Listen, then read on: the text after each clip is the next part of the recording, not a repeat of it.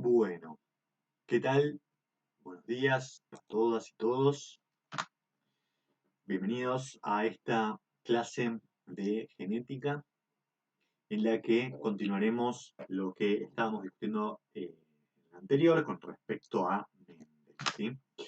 Antes de arrancar concretamente con el tema, quería hacer un pequeño recordatorio, un complemento también de este tema histórico, más o menos de cómo eran las discusiones, las distintas teorías o ideas que se venían discutiendo en esa época con respecto a este tema de las características que expresaban los individuos y cómo las heredaban sus siguientes generaciones, ¿no? Entonces, a partir de esa pregunta había distintos encares. Por ejemplo, los pangenetistas, ¿sí? Lo que pensaban era que la información genética viajaba de distintas partes del cuerpo a los órganos reproductores. Entonces, de alguna manera había cierta conexión entre la reproducción y lo que ocurría a lo largo de la vida en el cuerpo, ¿sí? Esto a lo que llevaba en algunos casos extremos era a quienes postulaban la herencia de caracteres adquiridos, como el famoso caso de Lamarck, ¿sí?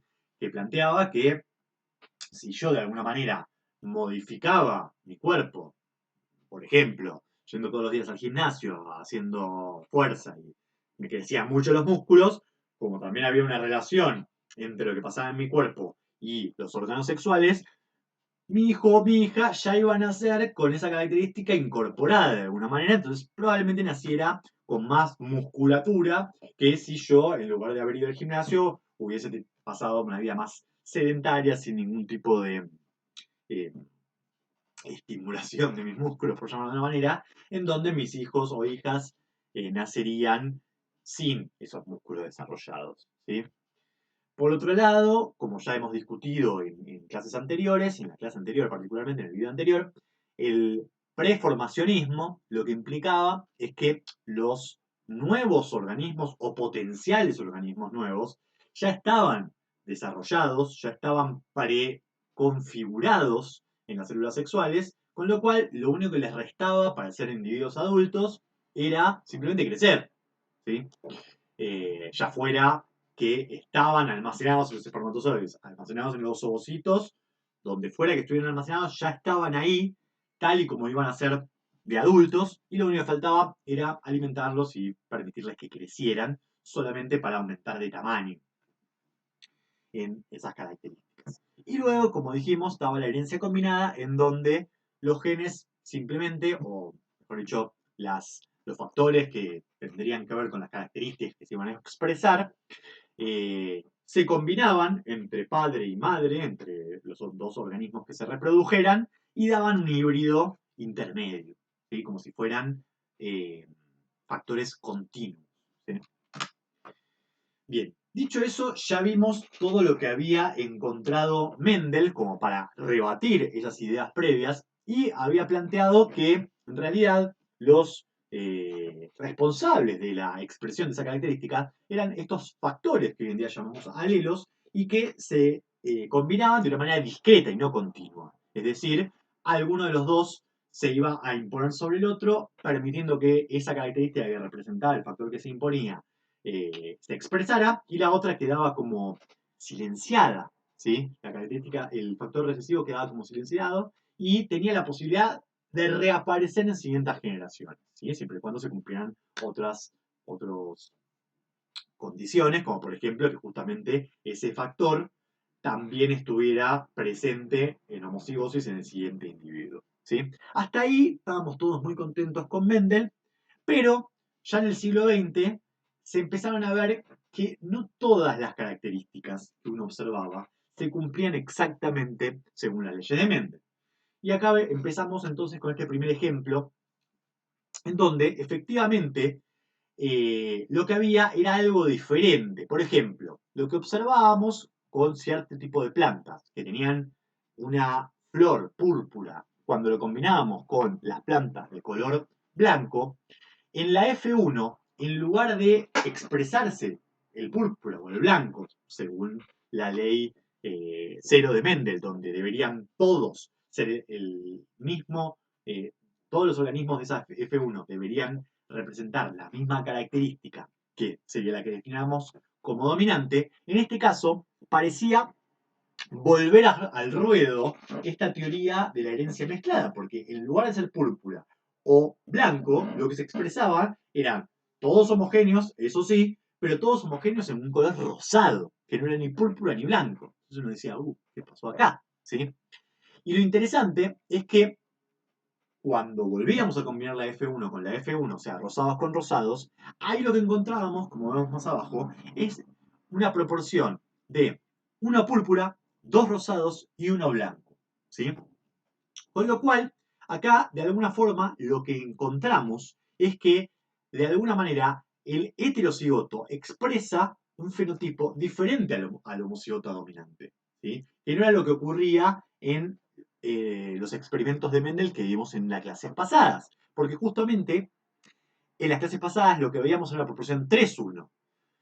Se respeta la cuestión genotípica que se observa acá, pero el genotipo heterocigota no expresa una característica propia, sino que el genotipo heterocigota expresaba la característica dominante. En este caso, lo que observamos es una tercera manifestación fenotípica que no es ni la dominante ni la recesiva, sino una intermedia, que va a ser la representante de lo heterocigota. ¿Sí? Y a partir de eso, que fue lo observado, que vemos en la parte de la derecha, en la parte de la izquierda lo que podemos ir entendiendo es justamente cómo es que ocurrió esto genotípicamente, ¿no? Podríamos suponer que el alelo R1 es el que representa el color rojo, el R2 es el que representa el blanco, y cuando es homocigota R1 observamos algo rojo, cuando es homocigota R2 observamos una planta blanca, y cuando es heterocigota R1 R2 observamos algo rosa, ¿sí? Con lo cual en la combinación de dos heterocigotas seguimos teniendo la proporción 1, 2, 1 que teníamos según Mendel, pero como dijimos antes, ese fenotipo no seguía los principios de Mendel de representación 3:1 fenotípicamente, sino que representa lo mismo que genotípicamente, o sea, 1, 2, 1. ¿Sí? A esto se lo llamó dominancia incompleta. ¿Por qué es una dominancia incompleta? Porque de alguna manera el púrpura se está imponiendo ante el blanco, pero no totalmente, sino parcialmente. ¿Sí? Entonces no es totalmente púrpura, sino parcialmente púrpura. Esto se llamó dominancia incompleta. Y esto ya fue un problema en la ley de Mendel. Podríamos decir que es una excepción, en principio, ¿sí? Pero empezaron a frotar más excepciones, como por ejemplo la de la codominancia, ¿sí?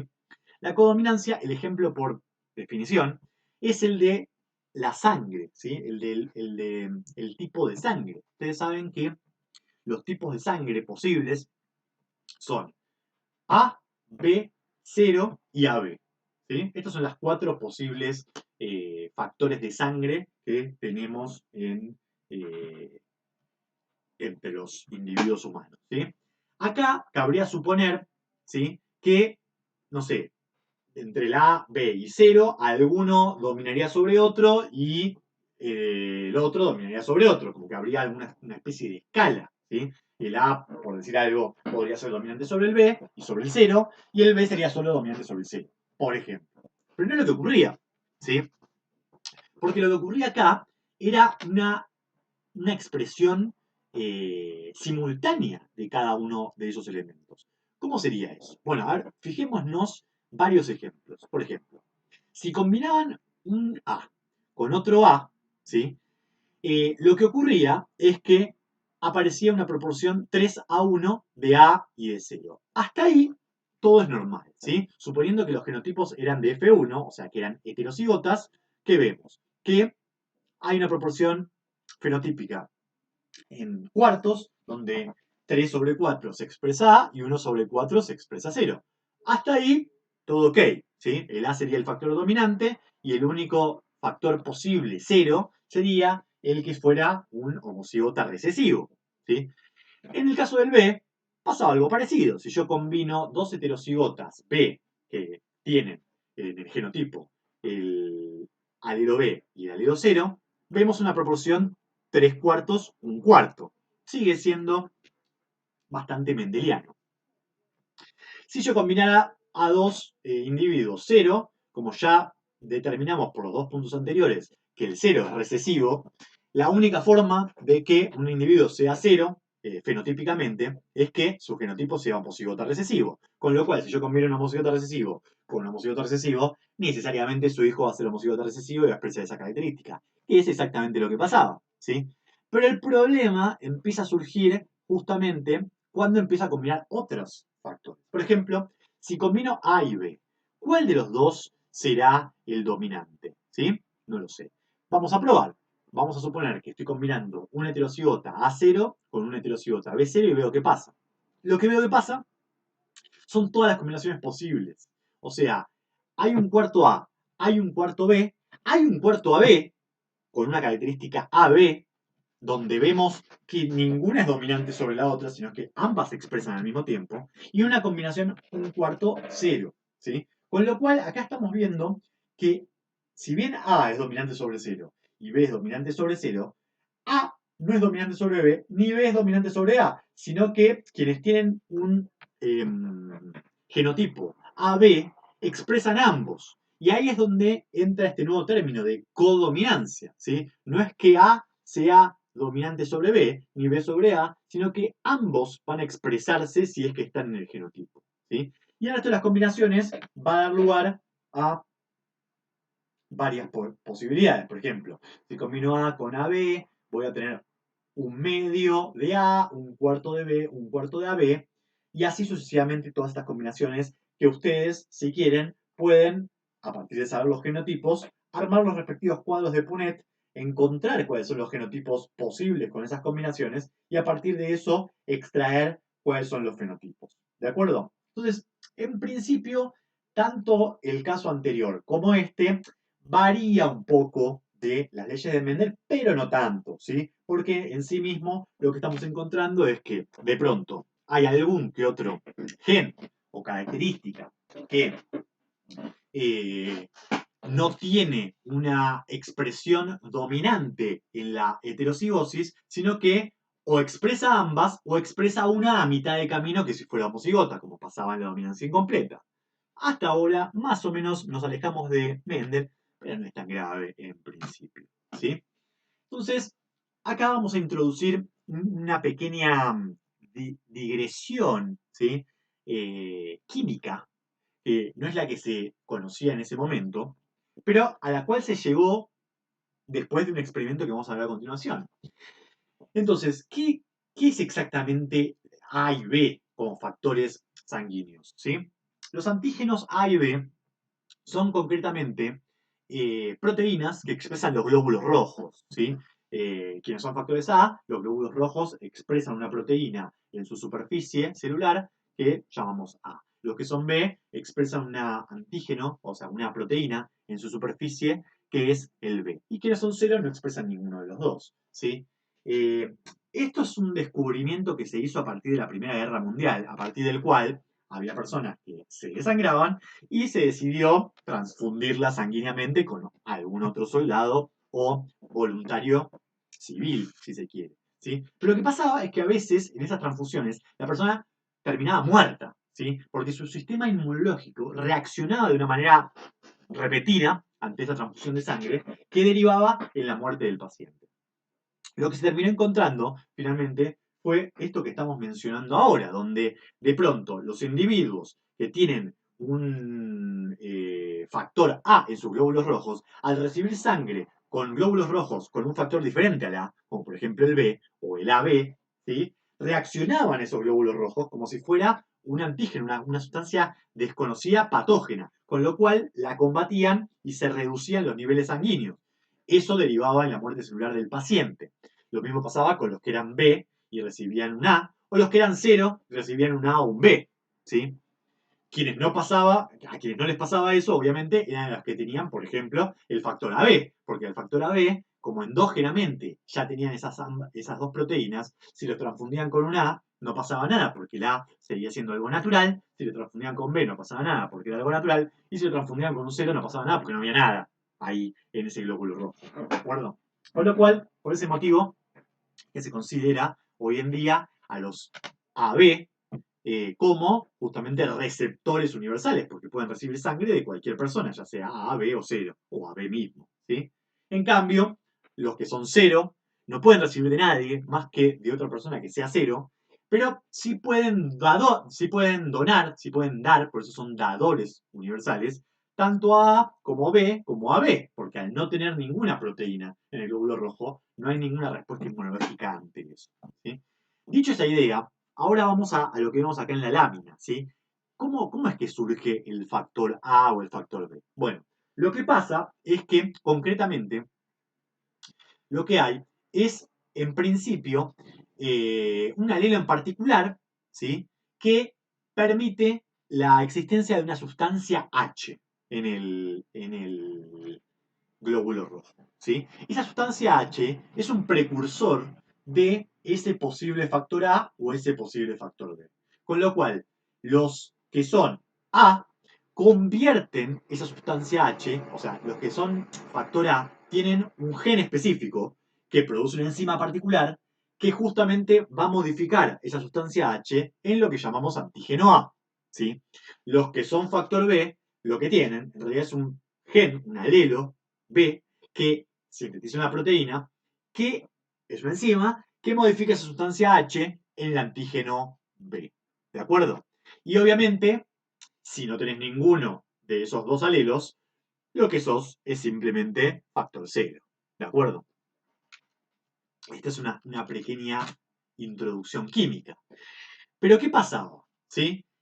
Había un fenotipo que se bautizó Bombay, porque justamente se descubrió en esa región de India y que era una situación que ocurría en varios individuos, ¿sí? Una niña que era hija de un padre que era AB resultó ser cero.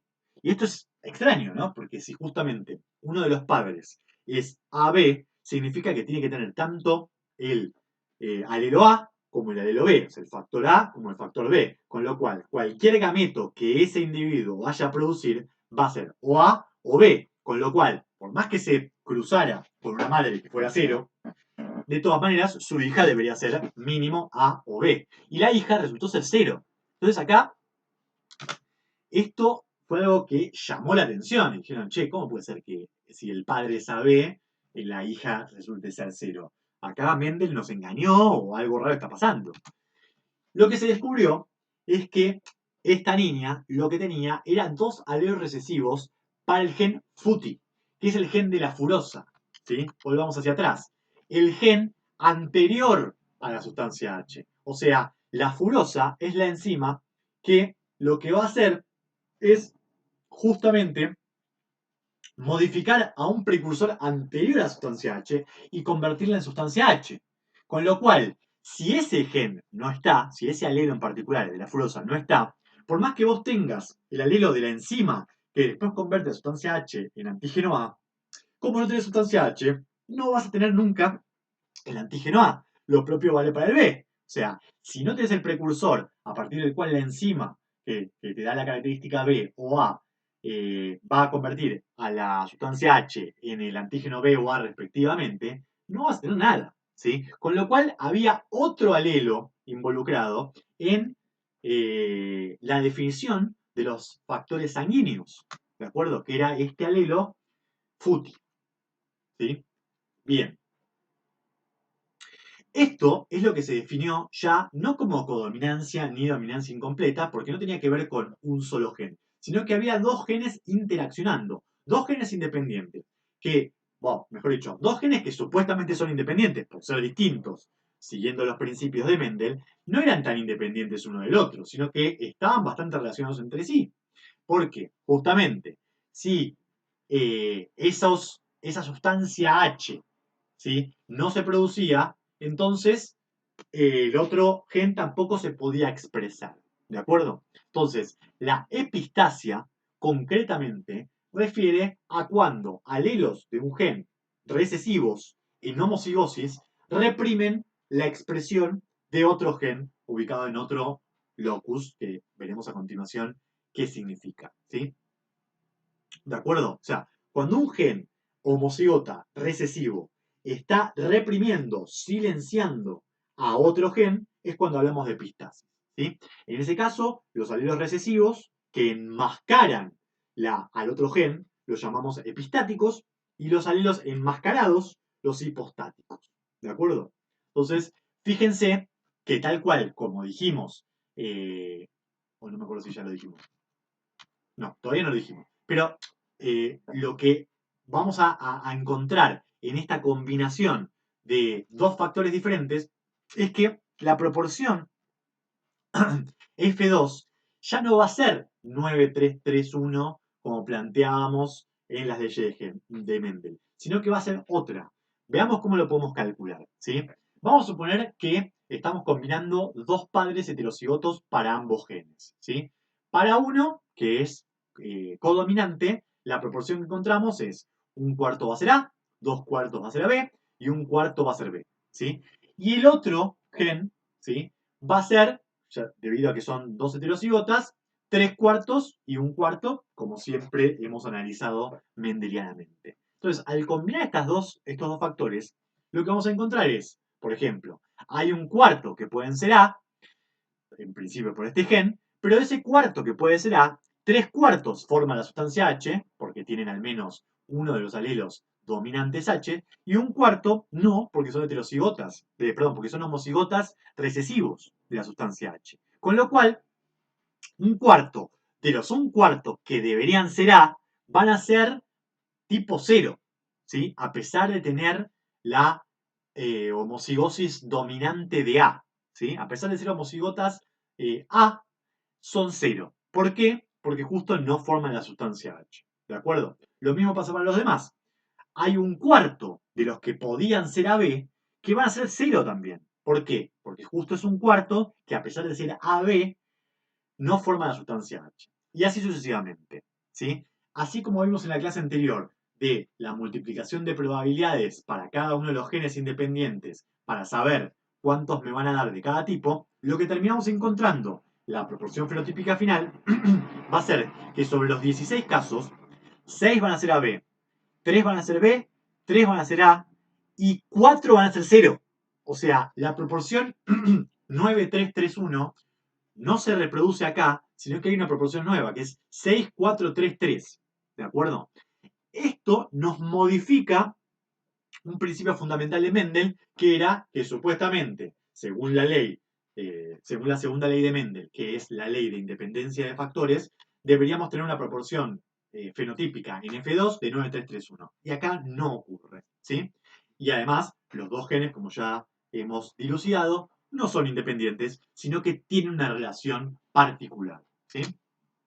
Bien, otra cosa que también ocurría en otros casos es que de pronto, para los zapallos, lo que veíamos era una gran combinación de factores, perdón, no zapallos, calabazas, ¿sí? Donde vemos distintos tipos de calabazas y que no tiene que ver con combinación de otros genes más que de uno solo. Fíjense, lo que vemos son dos genes que cuando están en ambos, al menos uno de los alelos en forma dominante, lo que terminamos viendo es un fenotipo discoidal, como esta calabaza blanca, así aplastada y formando un disco.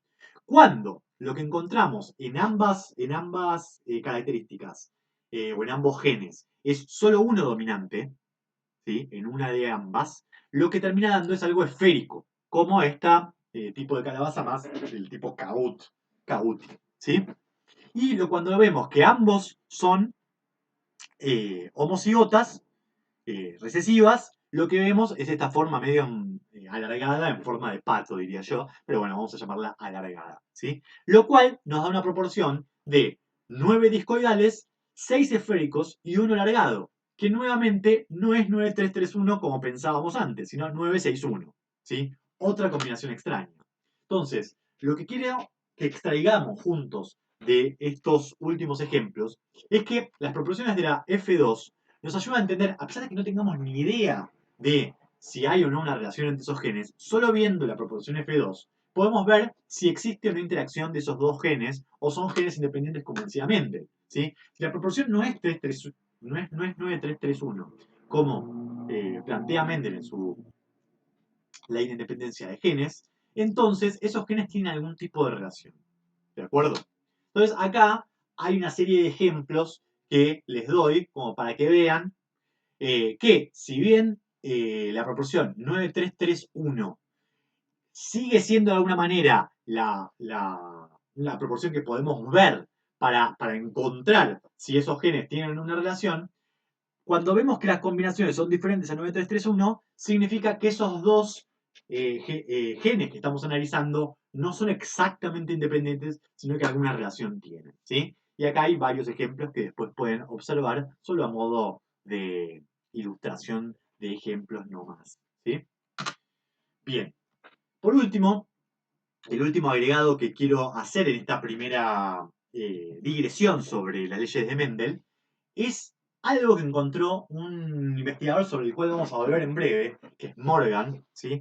Que son los genes ligados al cromosoma X, ¿sí? Que justo es el cromosoma que determina el sexo biológico de los individuos, ¿sí? Eh, Morgan trabajó con Drosophila melanogaster, que es la mosca de la fruta, ¿sí? Y lo que observó en un primer cruce es esta mutación de ojos, ¿sí? De pronto, todas las drosófilas, por lo menos las wild type, cuando decimos wild type nos referimos a las salvajes, digamos las que uno encuentra en su propia cocina comiéndose una banana, son de ojos rojos. Pero de tanto jugar, Morgan terminó alterando a una mosca que de pronto tenía ojos blancos, ¿sí? Y lo que encontró cuando combinó la mosca roja con la mosca blanca es que todas las moscas de F1 eran rojas. Pero esto no pasaba independientemente del sexo, ¿sí? Cuando la hembra era de ojos rojos y el macho era de ojos blancos, toda la F1 era de ojos rojos. Hasta ahí estaba todo bien, porque era un poco lo que eh, Mendel había planteado, ¿sí? Pero cuando combinó una hembra de ojos blancos con un macho de ojos rojos, lo que encontró es que la mitad de la nueva generación era de ojos rojos y la otra mitad era de ojos blancos. Pero además, los que eran de ojos blancos casualmente eran los machos y los que eran de ojos rojos eran las hembras. Con lo cual, ahí encontró algo extraño. Lo primero extraño era que los cruces daban diferentes dependiendo de cuál fuera el macho y la hembra. Lo segundo extraño es que era diferente en un nivel de que estaba rompiendo la ley cero de Mendel de uniformidad, porque cuando la hembra tenía ojos blancos, no pasaba que toda la F1, producto del cruce de líneas parentales puras, daba un solo color dominante, como decía Mendel, sino que ya daba los dos colores. Y para colmo, se combinaba con otro factor más, que era el que determinaba el sexo. ¿Sí? Entonces todo esto era bastante misterioso. Y por si no había suficiente misterio, en la F2 también pasaba algo raro, que era que en el primer caso, cuando las hembras de color rojo combinaban con machos de color blanco, en la F2 aparecía una proporción de un medio, un cuarto, o sea, un medio rojo, un cuarto rojo y un cuarto blanco. Hasta ahí, si fuera solo por el color, no estaría alterando en nada la proporción mendeliana, porque nótese que un medio es lo mismo que dos cuartos, con lo cual dos cuartos rojos más un cuarto rojo son tres cuartos rojos y un cuarto blanco. Entonces, 3-1 como proporción es normal según las leyes de Mendel. Pero como ya venía medio rara la situación en relación al sexo biológico, por lo que vimos en el cruzamiento alternado de sexos en el caso anterior, introdujo también el factor del sexo en lo que estaba analizando. Y lo que encontró es que en la F2 todas las hembras tenían ojos rojos y los únicos que tenían color de ojo blanco eran los machos. ¿Sí? Y esto es extraño porque, de vuelta, si volvemos a la independencia, si volvemos a la ley de factores independientes de Mendel, lo que deberíamos encontrar es que de los rojos, la mitad fueran hombres y la mitad mujeres, y de los blancos, la misma historia, ¿sí? Porque justamente deberíamos asumir que el color de ojo es un gen y el color y el sexo biológico es otro gen diferente que funciona independientemente. Pero no es lo que pasaba.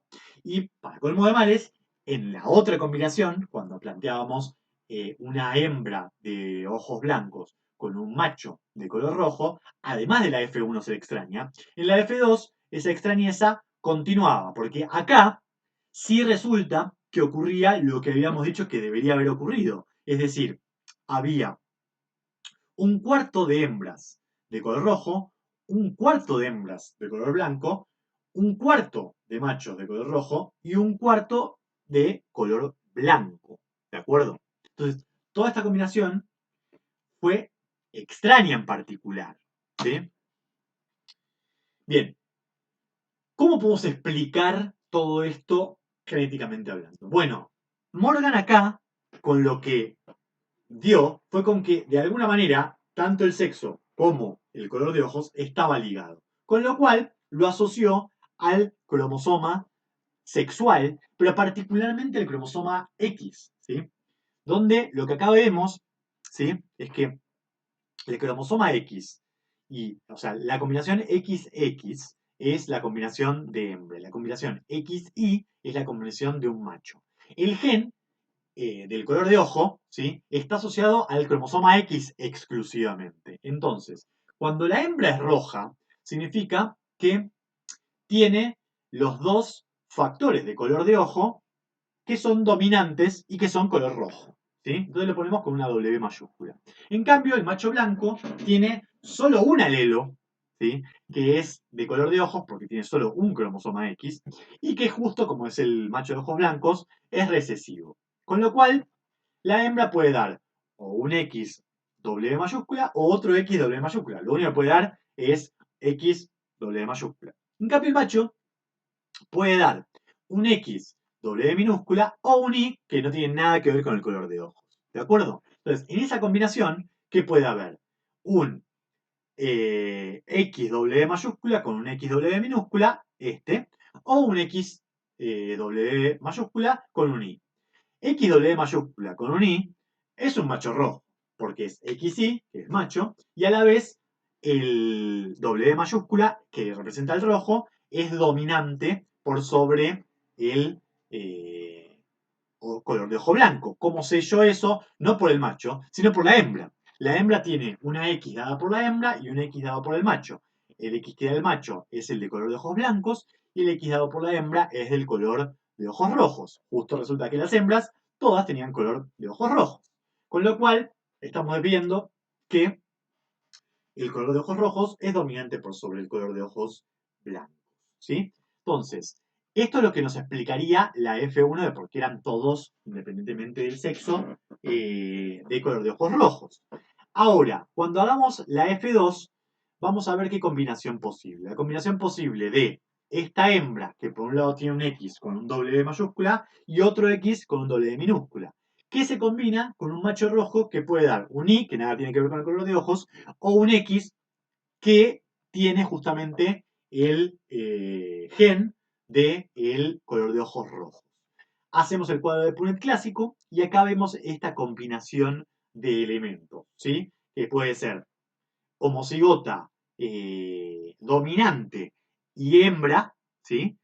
Hembra roja, heterocigota pero hembra, con lo cual hembra, hembra con ojos rojos, o macho, ¿sí?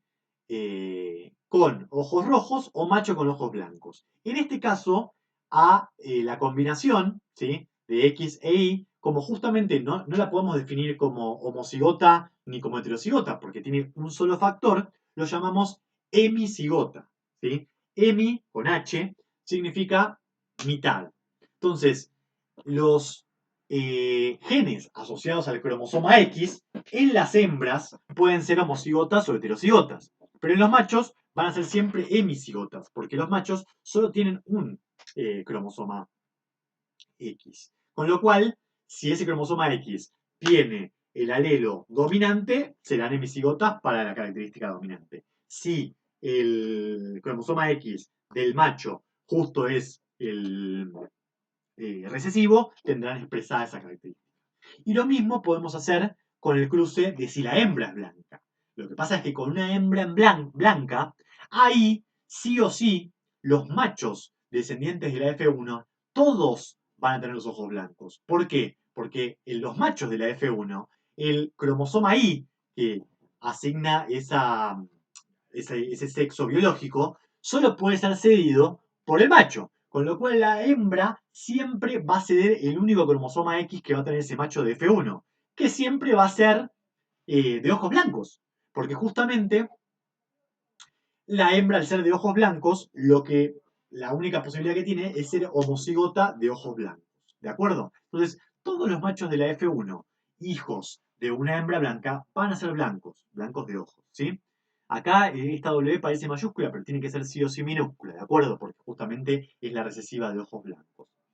¿Qué más? Bueno, las hembras, en cambio, van a ser todas rojas. ¿Por qué? Porque todas las hembras van a recibir una X alterada de la hembra, pero necesariamente del macho van a recibir la X suya. Y como tenía ojos rojos, no puede ser otra más que la dominante, que es la de ojos rojos. ¿Sí?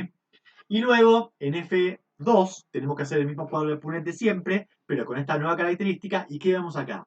Que de las hembras que vaya a ver, la mitad van a tener ojos blancos y la mitad van a tener ojos rojos. Y de los machos, la misma historia. La mitad van a ser de ojos rojos y la otra mitad van a ser de ojos blancos. ¿De acuerdo? Entonces, acá este va a ser el mayor